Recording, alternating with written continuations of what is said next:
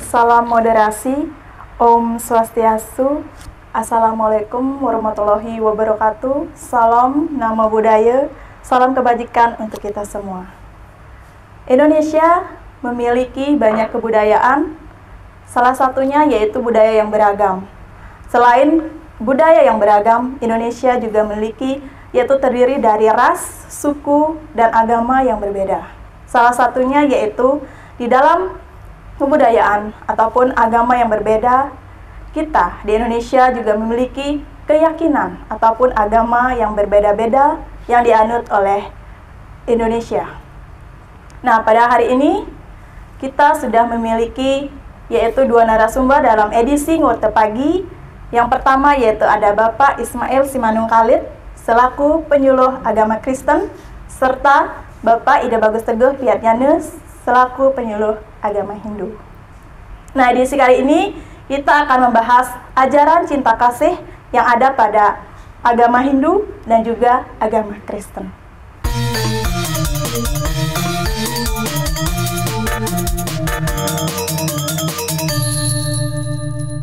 Ngorto Pagi, ngobrol ringan tentang agama. Selamat pagi Bapak-bapak, bagaimana kabar? Selamat pagi, kabar baik. Kabar baik. Pak Ismail bagaimana? Apakah sudah sarapan tadi? Oh sudah, terima kasih. Bagaimana dengan Pak Teguh? Tadi sudah. Sudah, berarti sudah optimis ya sekarang pasti. untuk beraktivitas pagi ya. Ya. Bagaimana nanti kita ada semangat kalau sarapan itu kan membangkitkan semangat ya Pak ya. Betul. Nah, pada hari ini kita akan membahas yaitu tentang ajaran cinta kasih yang ada pada umat Hindu maupun yaitu ajaran dari agama Kristen. Ya. Nah, bagaimana dari pandangan yang pertama Pak Ismail, bagaimana pandangan dari cinta kasih menurut agama Kristen tersebut, Pak? Terima kasih waktunya. Untuk cinta kasih ini dalam ajaran agama Kristen ini sebetulnya sudah dimulai oleh Tuhan sendiri. Karena Tuhan yang dulu memilih umatnya, dan Tuhan memilih umatnya itu karena cinta kasihnya kepada umatnya, bukan karena kemampuan daripada umatnya itu sendiri. Cinta kasih ini saya ambil dari makna kata agape. Makna kata agape ini adalah suatu cinta kasih yang mana tidak memerlukan pamrih. Jadi ini suatu ketulusan.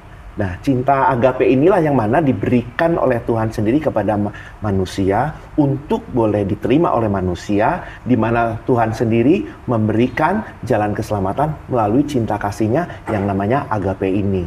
Di dalam ajaran Kristen, cinta inilah yang mana Tuhan sendiri mengorbankan dirinya untuk mati kayu salib untuk menyelamatkan seluruh umat manusia yang berdosa sehingga dia boleh selamat dan bersatu kembali dengan Tuhan Allah dari cinta agape ini. Demikian. Seperti itu. Menurut agama Kristen, Ya. pastinya setiap agama itu memiliki cinta kasih. Semua agama pasti Ya. punya.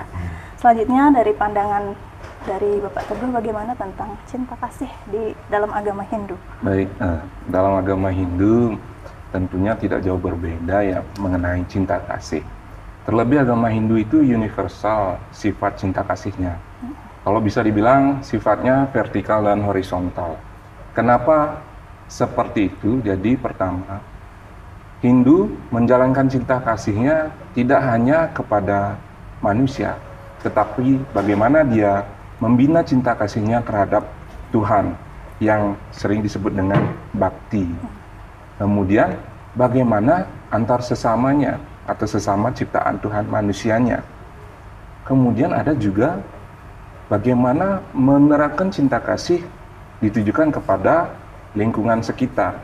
Jadi cinta kasih ini tidak hanya dipandang sekelumit sebuah emosi atau emosi yang positif antara cinta dan kasih.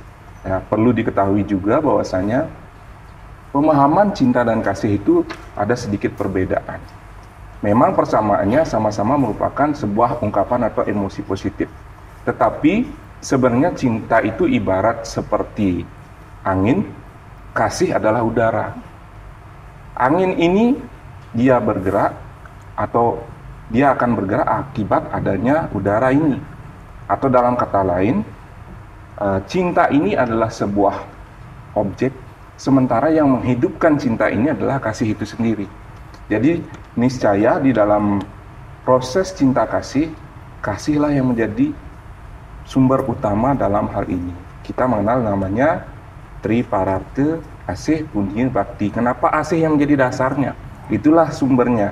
Bahwasanya antara dan cinta dan kasih ini memiliki peranan penting dalam suatu hal. Misalnya dalam mengasihi Tuhan diwujudkan menjadi yang namanya Tritekarana. Kemudian antara manusia dengan Tuhan, antara manusia dan alam lingkungannya. Inilah proses-proses bagaimana mengaplikasikan cinta kasih.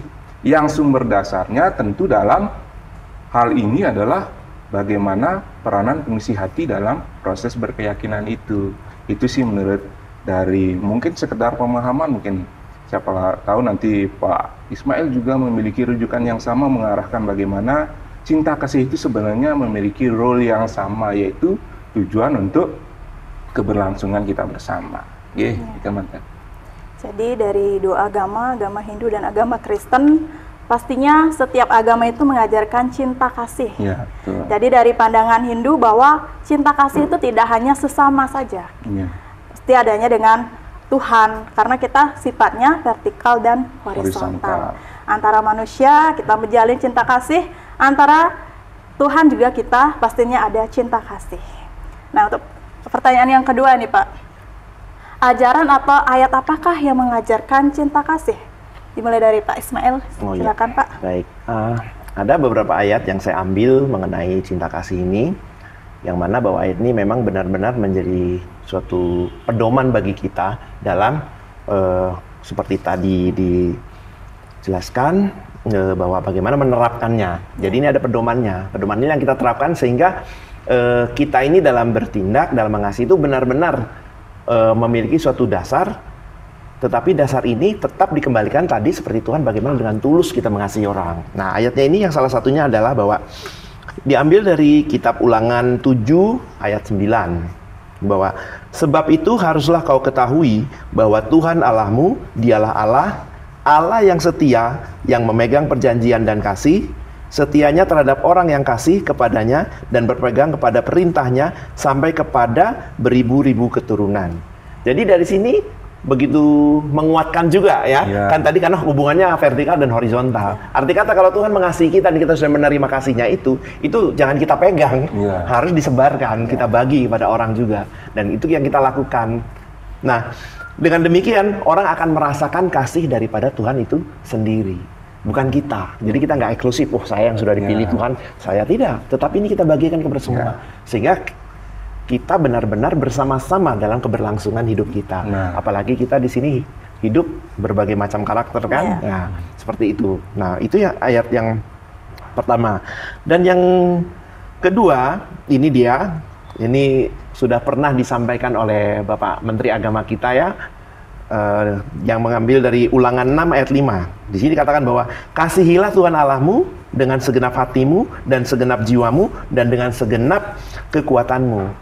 Kasihilah ini mengatakan bahwa kita ini perlu juga daya upaya dalam menyampaikan kasih ini. Dengan segenap berarti keseluruhan dalam diri kita. Di sini dikatakan adalah dengan segenap hatimu. Hati ini sebetulnya kalau mengambil dari bahasa aslinya itu artinya dari lebab, itu kata dasarnya itu lebab, artinya dari jantung.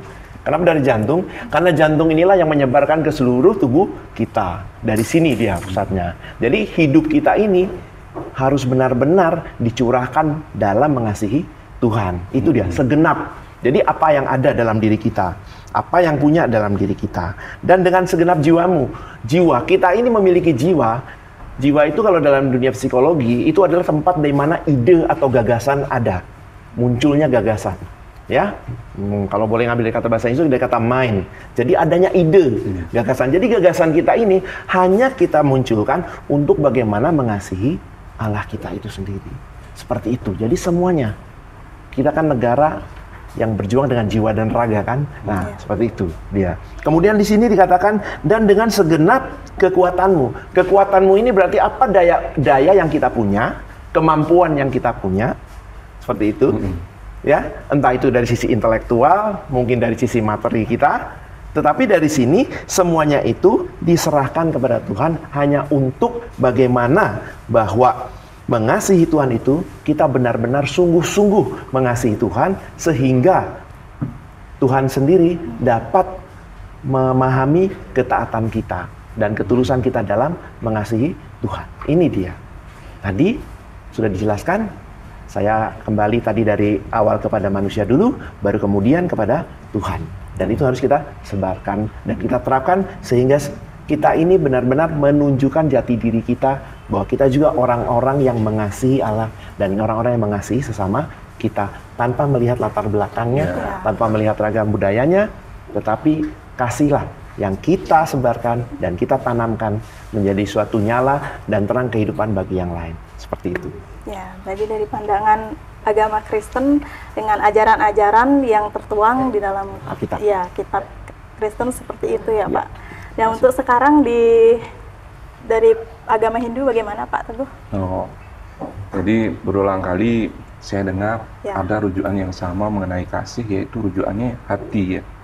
Jadi prinsip dalam mengasihi yaitu pembinaan hati atau proses pengembangan hati. Apabila hati ini berfungsi dengan benar, Ya. maka detoksifikasi racun-racun yang ada di luar ini dalam fungsi biologis akan berfungsi dengan baik juga.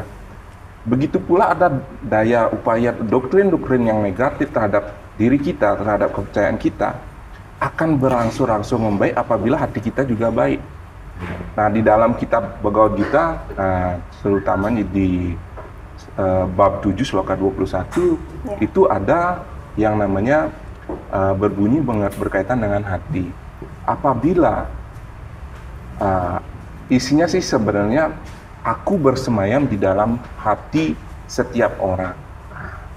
Dan dalam upaya apapun ia mempercayai sesuatu, saya akan menjadikannya lebih percaya lagi dan lebih pagah lagi. Dalam bahasa Balinya seperti itu. Atau lebih menjadi takwa lagi dia, akan saya lipat gandakan kepercayaannya apabila dia mempercayai saya ada di dalam hatinya. Nah, poinnya tadi hati. Ya. Ketika kita mengupayakan hati ini, lebih lanjut bahwasanya sebagai upaya penyadaran diri bahwa kita adalah bagian dari Tuhan itu sendiri, atau dalam hal ini kita adalah percikan terkecil Tuhan itu sendiri, atau perpanjangan tangan dari Tuhan itu sendiri, sehingga layak untuk dibagikan cinta kasih kita seperti yang Pak Ismail katakan itu. Terlebih kita memiliki daya aktif dalam hal ini sebagai seorang manusia yang menjadi agent.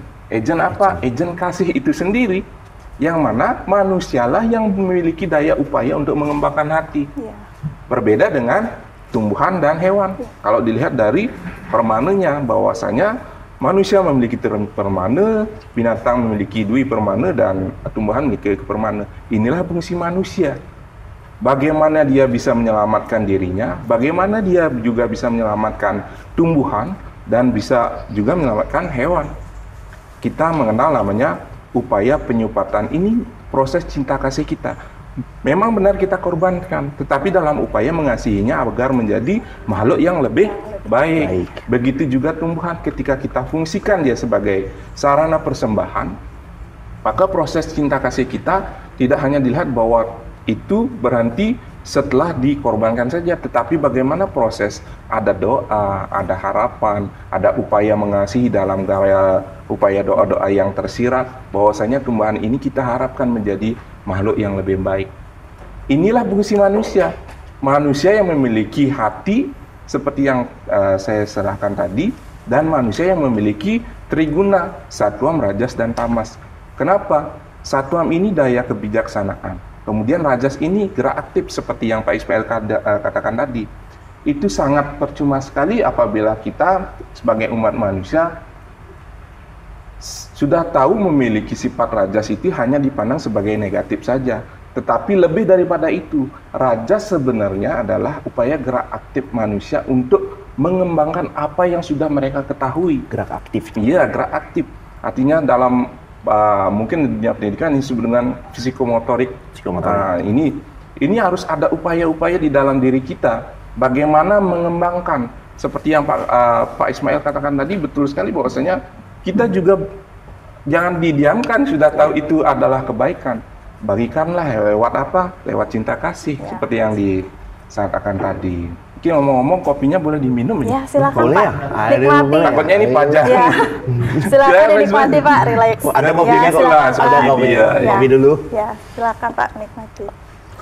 Jadi, dari pandangan kedua agama itu, cinta kasih menurut ajaran mereka masing-masing itu pastinya dengan kebaikan. Iya. Ya. Setiap orang memiliki cinta kasih. Cinta kasih. Ya. Dan untuk selanjutnya yaitu bagaimana kita di Indonesia ini kan negara yang multikultur, khususnya di Bali, yaitu kaitan agama dan budaya itu sangat erat. Jadi terutama di Beleleng tuh biasanya sering kita lihat agama Kristen itu saat ibadah juga ada yang menggunakan kebaya. Nah, bagaimana menurut fenomena tersebut? Mungkin dari Bapak Teguh terlebih Ya. dahulu. Baik, untuk memahami Hindu Bali itu perlu pemahaman lebih lanjut mengenai bagaimana kita hidup bersama, seperti konsep Pawongan itu. Hidup bersama tentu dari keberagaman yang dinyatakan di dalam Sutasoma, kitab Sutasoma, bahwasanya Bhinneka Tunggal Ika Dhamma Dharma Mangaruwe. Artinya kita memang berbeda, tetapi dalam upaya mencapai suatu kebaikan kita satu. Nah, di dalam fenomena yang terjadi seperti itu, memang secara kitab atau agama itu beda sumbernya, tetapi saya kira tujuannya sama, yaitu kebaikan dan keselarasan umat, keharmonisan. Kalau dalam agama Hindu, Satyam, Siwam, Sundaram. Sundaram inilah yang menjadi poin pentingnya, keharmonisan. Iya, keharmonisan. Nah, dalam hal ini pula, kalau kita melihat fenomena tadi, bagaimana umat lain menggunakan kebaya, kita harus bedakan mana agama, mana budaya, mana tradisi. Kita masuk ke mana? Boleh kok orang beragama lain menggunakan tradisi, upaya menggunakan kebaya kan hanya sebuah budaya yang diikuti. Tetapi dalam proses ketakwaan kembali ke personal masing-masing dalam meyakini bagaimana otoritas kitabnya masing-masing.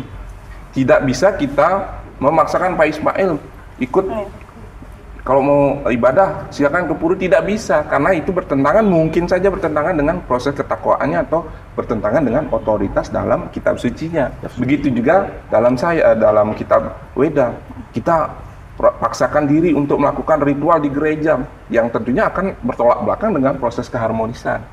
Nah, jadi maksud dalam hal ini adalah agama Hindu Bali rujukannya secara otoritas Weda, dan Weda ini pegejawantahkan atau diklasifikasikan lewat budaya atau lokal masing-masing menjadi sebuah lontar, sehingga proses cinta kasih itu bisa diibaratkan kalau di Kristen punya Valentine, kita punya tumpak kelurut yang isinya juga cinta kasih. Dan jangan salah, setiap upacara agama Hindu di Bali selalu manisnya atau setelah puncak acara pasti diiringi dengan yang namanya Dharma Santi. Gabungan ada Dharma Santinya, proses silaturahmi atau proses permohonan maaf. Begitu juga prosesnya juga harus diiringi dengan cinta kasih itu yang namanya juga Dharma Santi, yang mungkin dalam hal ini adalah bagaimana upaya mengaplikasikan dan mensyukuri diri sebagai agent atau bagian dari Tuhan itu untuk disebarluaskan lewat Dharma Santi ini. Kita sudah rayakan, kita benarkan diri kita bahwa kita adalah beragama, kita yakini bahwa hari raya itu adalah bagaimana upaya kita untuk memuja Tuhan kita, dan bagaimana penyadaran ini kita aktualisasikan, kita sebarluaskan kepada khalayak ramai atau umat sedharma kita, kepada sesama kita, bahwasanya hari raya ini memiliki efek positif loh, dan upaya meyakinkan juga bahwasanya fungsi dari upacara dan hari raya besar kita itu tidak hanya sebatas euforia yang hanya dirayakan sebegitu saja, tetapi bagaimana ini berimpact atau berdampak, bahwasanya ini harus diyakini sebagai upaya untuk menyadari diri, memberikan cinta kasih dan sebagainya. Mungkin ke Itu pandangan dari penyuluh agama Hindu ya Pak Iya. Teguh ya, berarti tentang pakaian adat yang dipakai oleh umat Kristen itu adalah budaya kita sama-sama ya untuk melestarikan budaya. Tidak bagaimana untuk Bapak Ismail Baik. sebagai penyuluh agama Kristen tentang fenomena tersebut Pak? Oh iya. Untuk ini saya sangat senang akan hal itu ya. Bagaimana bahwa kita tahu jati diri kita. Ya. Jati diri kita ini sebagai orang Indonesia sudah jelas pasti orang daerah mana, betul kan? Ya. Orang daerah mana. Itu udah pasti yang ditanya tuh dari daerah mana. Nah, adanya suatu semacam pakaian adat, kebaya kah, atau pakaian adat Bali di sini yang dipakai dalam beribadah di agama Kristen, di gereja, itu bagi saya itu sangat baik. Karena begini, kita ingat akar-akar tradisional kita, siapa diri kita, ya. Tetapi bukan berarti ini menunjukkan bahwa kita yang lebih baik daripada suku yang lain. Tidak.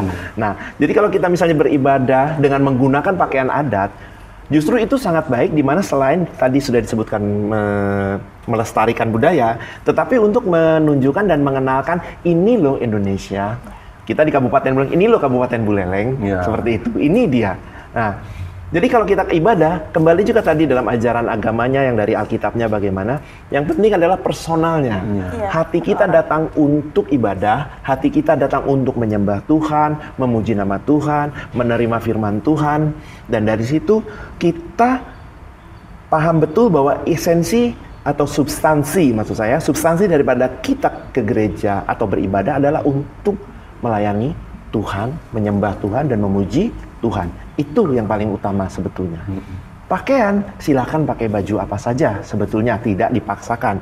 Tetapi alangkah baiknya, pakaian ini pun kita harus memperhatikan, ya kan? Kita ini orang Indonesia, orang Timur, banyak aturan-aturannya.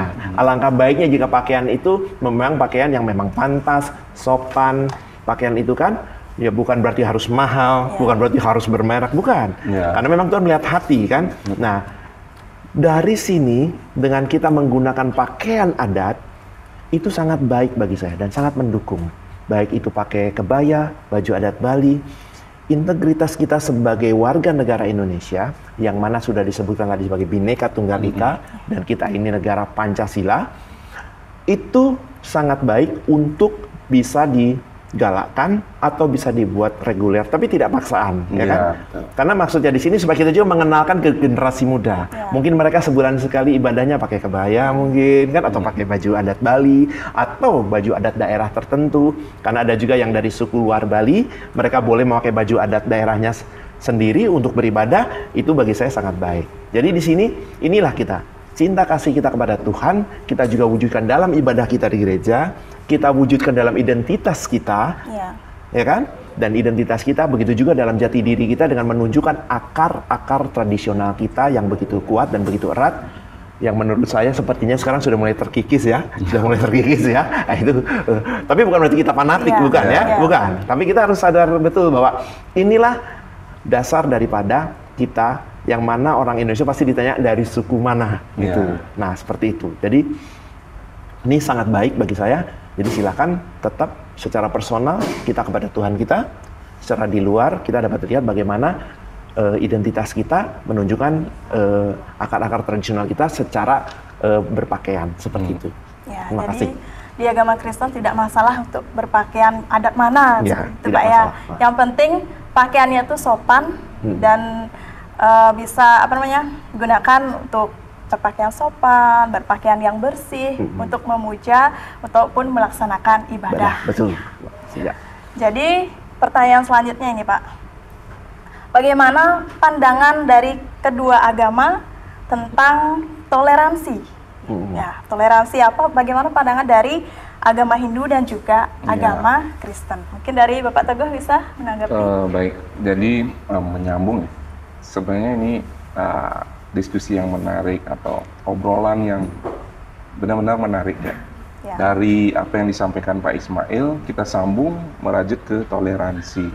Apa yang dikatakan Pak Ismail tadi secara personal sudah dijelaskan bagaimana penerimaan terhadap tradisi merupakan dari upaya untuk menjalankan moderasi dalam beragama. Itu rujukannya adalah bagaimana upaya kita mengembangkan sikap-sikap toleransi. Salah satunya moderasi. Moderasi artinya tidak memihak, tidak terlalu berlebihan ke kiri maupun ke kanan, artinya di tengah-tengah posisinya. Nah, salah satunya adalah penghormatan terhadap tradisi. Nah, ini yang disampaikan Pak Ismail tadi itu. Benar bahwa dalam upaya mengembangkan jati diri wilayah tempat kita mengenal di mana langit bumi dipijak, di sana langit dijunjung. Inilah upaya bagaimana mengaplikasikan hal tersebut. Kemudian mengenai kata toleransi, toleransi pun sebenarnya itu sangat baik dalam upaya menciptakan kerukunan, kan begitu. Tetapi ada juga batasan toleransi, seperti yang saya katakan tadi, tidak memaksakan secara ketakwaannya berkaitan dengan keyakinannya beragama berdasarkan kitab sucinya. Sudah ada aturannya. Jangan memaksakan orang puasa kepada orang yang tidak berpuasa. Ya. Begitu juga jangan memaksakan orang yang tidak nyepi untuk nyepi, seperti itu contohnya. Tetapi bagaimana penghormatan terhadap tradisi yang perlu dijalankan adalah menghormati tradisinya. Apabila nyepi itu misalnya dipandang sebagai sebuah tradisi, maka yang dihormatinya adalah tradisi nyepinya, bukan agama, proses catur beratunya yang dihargai, tetapi bagaimana tradisi ini perlu dihargai dalam upaya moderasinya. Nah, dalam hal ini pula Hindu memandang toleransi sudah dari dulu ya, dari zaman dulu sudah ada. Hanya saja gaung dan proses pengaplikasinya jarang diketahui banyak orang. Contohnya lagi, dalam agama Hindu, kenapa hal itu dikatakan sudah lama? Kita sudah dalam agama Hindu tuh, kita dalam kitab suci kita, dengan cara apapun kau menyembahku, kau akan datang padaku. Itu salah satu contoh. Kita mengenal namanya Tatwamasi. Kita mengenal yang namanya proses yang disebut dengan Wasudewa Ketumbakam. Bahwa semua ini adalah bersaudara. Baik Pak Ismail, hanya saja mereka dibatasi boleh otoritas keyakinannya berdasarkan kitab sucinya atau keyakinan agamanya. Tetapi secara manusia dan esensi yang disampaikan Pak Ismail tadi, sama-sama punya bibit kemuliaan masing-masing. Ya. Itu proses toleransi, itu yang perlu kita ketahui. Kalau kita sudah mengenal proses Tatwamasi, kita mengenal konsep Wasudewa Ketumbakam, lalu apalagi yang disebut dengan berbeda? Kita sama sebagai manusia yang memiliki sama dalam proses cinta kasih hati. Kalau kita manusia memiliki hati, berarti manusia itu benar-benar orang hidup. Bagaimana kalau misalnya orang itu tanpa hati pasti tidak bisa hidup? Itu contoh bahwasanya kita ini sama. Upaya toleransi diciptakan dari dulu dalam beragama Hindu. Kita mengenal namanya asih, punil, dan bakti. Asih inilah cinta kasih. Punil adalah bagaimana kita memberikan santunan, memberikan bantuan. Dan bakti ini bagaimana wujud kita atau hal yang berkaitan dengan ketakwaan, yaitu memenuhi perintahnya dan menjauhi larangannya. Itulah disebut dengan proses bakti atau takwa kita terhadap Tuhan. Nah, bakti ini berkaitan dengan cara-cara bagaimana menuju kepada Tuhan itu sendiri. Sehingga toleransi ini sangat dapat diterapkan dan sangat didukung sekali. Saya yakin bukan agama Hindu dan Kristen saja, walaupun kita terusnya berdua adalah berdua, tetapi setiap agama punya konsep yang sama mengenai upaya toleransi. Toleransi itu bagaimana? Di Islam ada, Hindu ada, Konghucu, mungkin ada, Kristen juga ada. Hanya saja kita yang belum mengenal. Tetapi dalam wujud empati, dalam wujud orang mengasihi, dalam wujud orang saling menolong, masih ada. Kita tidak perlu lihat agamanya, berarti dia sudah toleransi. Setelah kenal lebih jauh, ternyata agamanya berbeda dengan saya, tetapi kenapa dia memiliki sifat yang sama dengan saya? Berarti kan agama itu hanya sebuah identitas dan cara pandang kita untuk diatur bagaimana menuju Tuhannya masing-masing. Meskipun Tuhan itu tunggal seperti itu. Ya, itu saja. Berarti itu adalah pandangan dari umat Hindu ya, dari agama Hindu, bahwa pastinya setiap orang itu memiliki toleransi biarpun dia beragama apa ya, pasti setiap itu adanya toleransi dalam beragama, toleransi dalam melaksanakan kebudayaan. Semua agama itu pastinya memiliki rasa toleransi. Nah, tadi sudah dari pandangan Pak Teguh, sekarang untuk Pak Ismail bagaimana Pak? Ya, baik, terima kasih untuk kesempatannya. Tadi Pak Teguh sudah menjelaskan ya cukup detail dan begitu luas sekali sehingga kita bisa memiliki pengetahuan, tambahan wawasan bagi diri kita. Untuk di ajaran Kristen dalam toleransi ini, kita harus mengerti lebih dahulu bahwa memang kita ini di negara kita ini memiliki keberagaman ya. Nah, sekarang kita bicara soal toleransi, tentu salah satunya adalah keberagaman dalam beragama. Nah, toleransi ini sendiri sebetulnya kita mengacu kepada cinta kasih tadi ya, bahwa kita ini melihat dengan kacamata kasih, yaitu dengan mengasihi mereka semua atau mengasihi orang-orang sekitar kita tanpa melihat latar belakangnya dahulu. Kalau kita ingat anak-anak kecil, kalau mereka main, kan mereka hanya nanya nama, sudah main. Nggak nanya asli dari mana, ya kan? Nggak nanya orang tua kerjanya apa. Nggak, main, ayo yang punya mainan dibawakan mainannya, atau jalan kemana main. Seperti itu kan, dia tidak memandang agamanya, pokoknya main-main saja sudah. Nah, itu sebetulnya bisa kita pakai konsep seperti itu, sehingga kita ini memandang pribadi seseorang dari pribadinya dahulu. Nah, itu loh. Nah, dari situ kita akan lebih mengenal kembali orang tersebut dari kapan biasa kita berinteraksi. Nah, dengan dasar bahwa kita tetap mengasihi. Jadi seperti barusan kita merayakan Nyepi kan? Merayakan Nyepi ya. Saya paling suka Nyepi kalau di Bali ya. Senang saya Nyepi di Bali. Gelap, apalagi kalau gelap di Bali ini, saya melihat bintang itu cantik sekali. Bintang itu cantik. Cuma sayang ya, sebelumnya mendung ya. Jadi nggak terlalu ini. Jadi aduh, bintangnya kok nggak muncul-muncul gitu kan ya. Dan di sini saya tidak bermaksud subjektif, tetapi setiap Nyepi tentu saya ikut doa, ikut puasa, ya dari malam Nyepi sampai besok Nyepi selesai ya kan, gitu. Jadi saya menikmati suasana Nyepi itu di Bali ini. Nah, dari situ itu adalah salah satu wujud menurut pribadi saja, saya ada suatu toleransi yang saya lakukan. Ya, saya ikut di merayakan Nyepi di sini, saya ikut merasakan bagaimana gelapnya di suasana Bali, ya kan? Karena Nyepi kan, seperti itu. Saya ikut dan saya sangat menikmati, sungguh saya sangat menikmati. Dari sini, mari kita sama-sama, karena kita mengasihi orang lain. Dari sini saya sebagai penyuluh agama Kristen, barusan Nyepi, jadi saya mengasihi umat Hindu yang ada di Bali ini, bahkan umat Hindu yang ada di seluruh dunia, karena saat ini saya ada di Bali. Kita sama-sama melaksanakannya, sama-sama menjaganya, dan kita sama-sama juga menghargai dan menghormatinya. Agama manapun sebetulnya. Dengan konsep dasar kita mengasihi, seperti anak-anak itu, dia begitu temannya jatuh, ayo dibawa, begitu naik ke sana temannya dibantu, bagaimanapun, dia tidak memandang agamanya kan. Pokoknya kamu sama aku harus bisa main. Nah, gitu kan? Ada tujuan yang sama. Ada tujuan yang sama tadi, ada tujuan yang sama. Tujuannya kita sama, memuliakan nama Tuhan. Dengan konsep dasar di mana identitas kita yang berbeda, agama kita yang berbeda. Tetapi tujuan kita sama, ayo. Dan kalau kita melakukannya sesuai dengan jalurnya kita masing-masing dari sini, dan kita sama-sama mengasihi teman kita, ya ayo silakan. Kamu dulu yang main duluan, silakan. Nah, saat ini kita bisa merasakan bagaimana suasana Hari Raya Nyepi kemarin. Jika kita tidak merasakannya, jadi apa yang bisa kita ceritakan? Kan seperti itu. Oh, saya merasakannya. Jadi besok telepon teman, weh di Bali loh, kami di Bali begini, Nyepinya begini. Biasanya kan yang ceritakan ogoh-ogohnya saja kan. Nah, ini tapi suasana Nyepinya itu seperti apa? Itu kita ceritakan. Dan itu sebetulnya suatu hal kesempatan yang baik.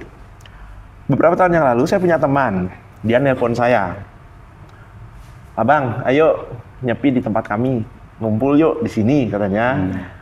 Ya ada ini, ada makanan, minuman, kita siapkan semua, apa segala macam. Kita sudah download film kok, nanti kita nonton film sama-sama gitu kan. Ayo, nanti kita makan-makan, kita bakar-bakar segala macam. Ayolah rame-rame. Nah itu saya bilang begini,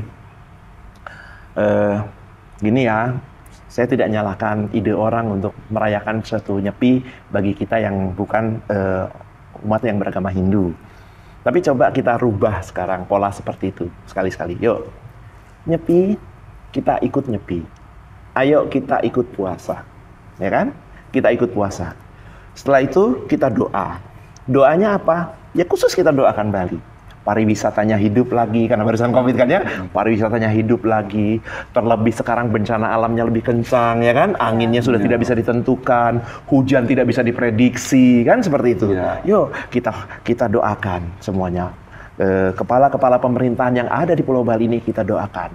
Semua yang ada di sini, anak-anak sekolah, orang tua yang bekerja, apapun profesinya, seperti itu. Kita doakan. Ayo kita sama-sama menguatkan diri kita. Itu adalah suatu bentuk bagaimana kita menunjukkan rasa kasih kita kepada minimal Pulau Bali ini, di mana kita tinggal di Bali. Ayo kita rasakan seperti itu.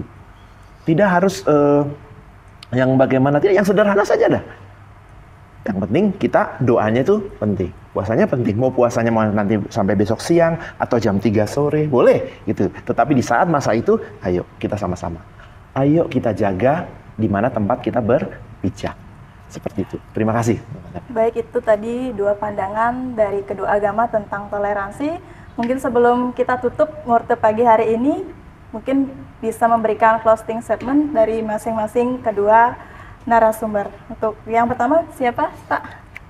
Pak Teguh, silakan. Senior. Terima kasih sekali. Jadi sebagai upaya closing statement untuk menciptakan bagaimana cinta kasih, ada sebuah gita atau sesanti dari Seronce Ramayana. Guna manta sang dasarata weruh sira ring wida bakti ring dewa. Tarma lupeng pitra puja masih kesireng suwa gotra kabeh. Dalam hal ini, dalam upaya menciptakan cinta kasih, kita wajib menjadi orang yang berguna. Kita memang bisa saja cerdas terhadap isi Weda dan mau berbakti kepada dewa. Tetapi dalam hal ini kita juga dalam mengasihi, kita harus mengasihi juga bagaimana jadi yang disampaikan tadi, ada pesan-pesan leluhur, warisan-warisan leluhur, pitra puja. Kemudian yang tidak boleh dilupakan untuk mengasihi adalah mengasihi suwe gotra kabeh, keluarga.